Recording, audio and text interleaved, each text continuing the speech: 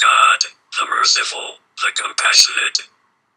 The coup d'etat led by the totalitarians has entered a new phase by the comedy show they have staged, disguised as a Nazi courtroom to put a number of the detainees on trial. What was of most importance in today's trial was the prosecutor's statements, which were expected to be serious and strong given that detainees had been at their disposal for more than 50 days under pressure and in isolation.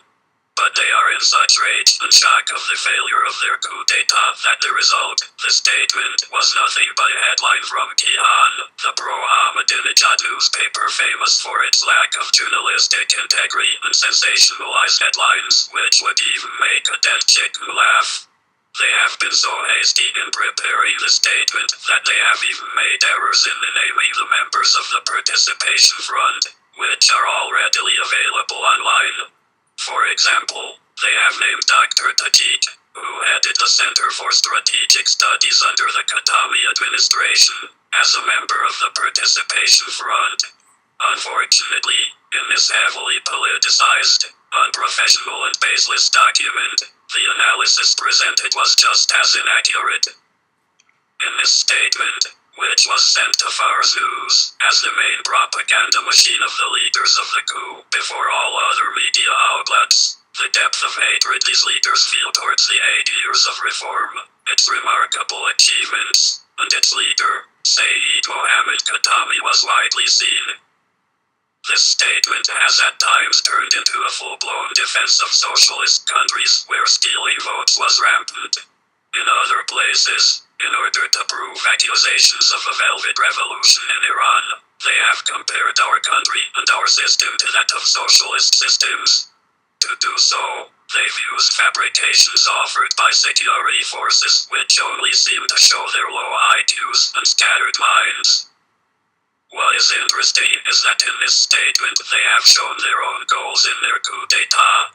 The inauspicious aim was to silence reformist factions and independent non-governmental organizations. To do this, they've iterated baseless accusations, in line with irrelevant observations which have nothing to do with what the aim of their statements. They have stolen our documents and now claim to have made a great discovery. In their statements, they've used quotes out of our document called A Contemplation into Taking Forward Our Political Organizational Goals, which they wrongly quote as A Deal for Taking Forward Our Political Organizational Goals. Note: contemplation is to amolat and deal is to amolat in Persian. In the first step, we aim for presence in the presidential body, parliament and city councils. And in the next steps, having members in the Council of Experts is a good strategy for those who strive for democracy and the rule of the people. Now we must ask those who've prepared this document after 50 days of silence and oppression, is it unlawful for a legal party to plan and strategize for winning people's votes and being legally elected into political bodies? Or are political parties simply there to blindly approve and cheer anything that is dictated from above? In another place in this document, we've written of finding strategies to turn crises and disorder into opportunities for reinforcing the democratic aspects of the system. We've written about negotiations, instead of creating more disturbance and chaos as the only way to create a stable system and real unity. And you have called this an unforgivable crime. What can we call your words but treason? Since when are those who create chaos to destroy the democratic aspects of the system considered servants to the system, and those who strive for calm and creating unity traitors?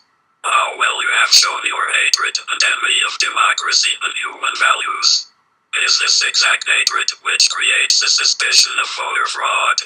You want us to believe that those who, upon hearing words like the nation's vote or democracy, burn like small ashes on a great fire from their anger, won't touch the people's votes if the opportunity presents itself. Who are these statements truly hurting? Unknowingly, these statements are against the totalitarians themselves. In regards to the confessions of Ojatol Islam of Tai, The position of the Participation Front is what it has always been in the face of other such farce trials and confessions. In our view, up to his opinions on what he was asked in court are those that were available on his weblog before he was detained. Those opinions which he has reiterated, time and time again, when not under pressure, not in solitary confinement, and not in custody. Just like in the past, when we saw that when the prisoners were released they insisted on their previous views, and not on what they said during forced confession. Thus, we see this as a futile attempt which only serves to paint us into vigilant, intelligent people of Iran. The Islamic Iran Participation Front hopes that the continuing days of this trial will be different than the useless, disgraceful and nauseous path it took today.